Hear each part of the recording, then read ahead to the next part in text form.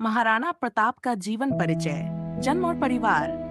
महाराणा प्रताप का जन्म 3 मई इन्हीं मानव षष्ठी को राजस्थान के कुंभलगढ़ में हुआ था।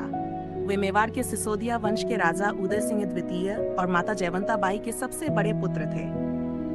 महाराणा प्रताप के 3 छोटे भाई शक्ति सिंह, जगमाल और विक्रमादित्य तथा 2 सौतेले भाई भी थे। बचपन और शिक्षा। महाराणा प्रताप का बचपन राजमहल में बीता, लेकिन वे बचपन से ही बहुत परिश्रमी, वीर और साहसी थे। वे घुड़सवारी, तलवारबाजी और युद्धकला में निपुण थे। उनका कद लगभग 10 फीट इंच था और वे भारी हथियारों को आसानी से उठा सकते थे। मेवाड़ की गद्दी और संघर्ष। जीवन शायद 74 में जब उनके पिता उदय सिंह द्वितीय का निधन हुआ तो महाराणा प्रताप को मेवाड़ की गद्दी मिली।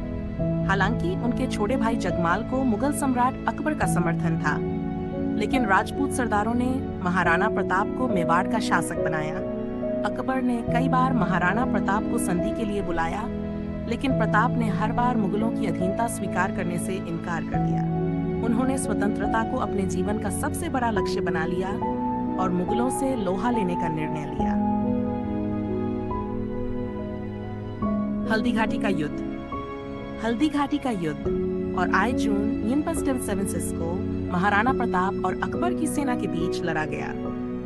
इस युद्ध में महाराणा प्रताप के साथ भील समाज के योद्धा और उनके प्रसिद्ध घोड़े चेतक ने वीरता का परिचय दिया।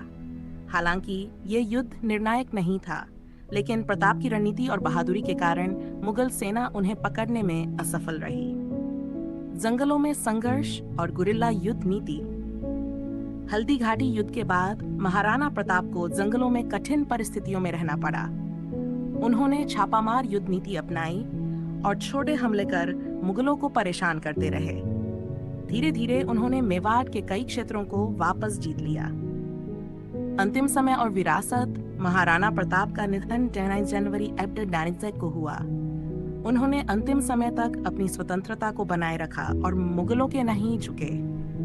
उनकी वीरता, स्वाभिमान और स्वतंत्रता के प्रति समर्पण आज भी लोगों को प्रेरित करता है।